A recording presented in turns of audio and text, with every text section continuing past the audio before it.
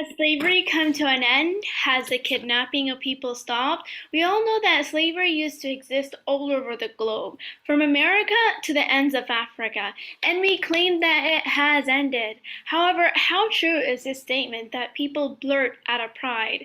In this speech, I'll be talking about modern day slavery, discussing three kinds of slavery in three different kinds of countries.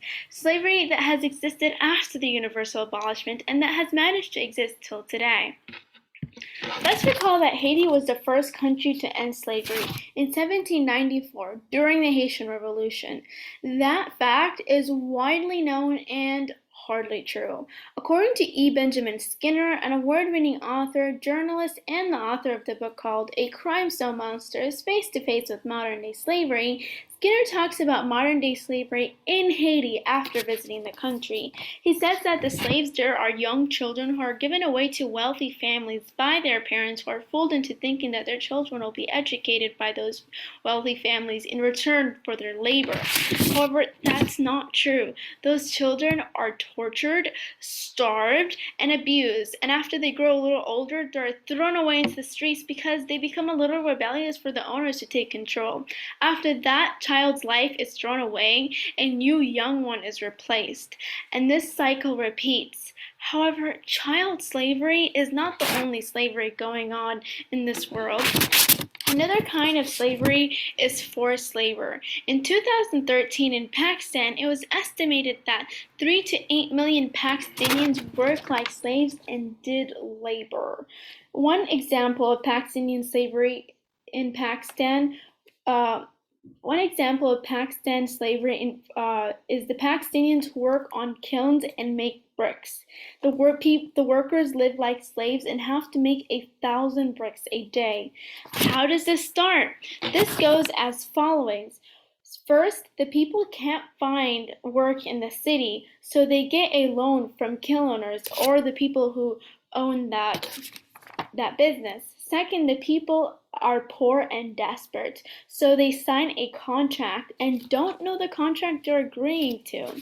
And then when they finish their debt, the owners say to the workers that their debt is still unpaid and continue that way, killing anyone who leaves or speaks against them.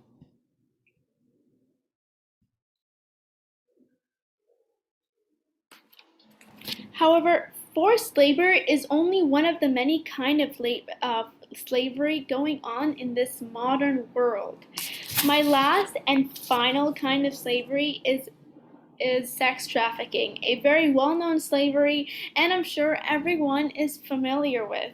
In 2005, the sex trafficking in Ukraine has reached a peak. Most of the girls who were forced into prostitution were from Odessa, Ukraine. Two of these women were interviewed, and they both said Anya and Katrina were women who were sex trafficked. Both of them said that sex trafficking ruined their lives. Sex trafficking now is done in a basic fashion. According to a former sex trafficker by the name of Vlad, he said that 70% of the girls know exactly where they're going and what they're going for. 20% of the girls agree to be exotic dancers, but often don't suspect what might happen to them. The remaining 30% are totally unaware. In other words, they are brought there by false pretense. After being sex trafficked, a question is posed. Why can't these girls get away? Victor McClure, another author that talks about sex traffic, gives an insight into why these girls can't run away. He says they can't. They are taken away to these apartments and houses, mainly in remote areas, and men come in and break them, and they make her submit to every indignity in front of all these girls. They beat her and do whatever, and all the other girls fall right back into line.